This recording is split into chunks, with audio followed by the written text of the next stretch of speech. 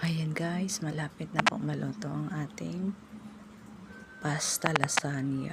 Tapos nakapag-isa na po ako ng bawang at sibuyas. Tapos nilagay ko na rin yung ground pork. And then spaghetti sauce.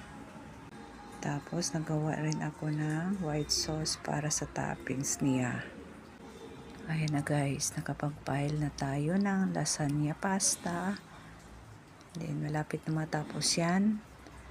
And then, lalagyan natin ng toppings na white sauce. Ganito na po siya guys. Tapos, nilagyan ko siya ng maraming cheese kasi mas masarap talaga siya kung yummy lasagna. marami ang kanyang cheese.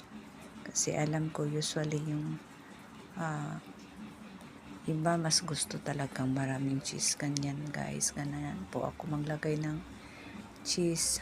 Ayoko ng lasagna na konti lang yung cheese kasi masarap talaga pag ang lasagna marami siyang cheese, hindi lang yung sa. Thank you for watching guys. Please like and comments. Follow and share. Thank you for watching.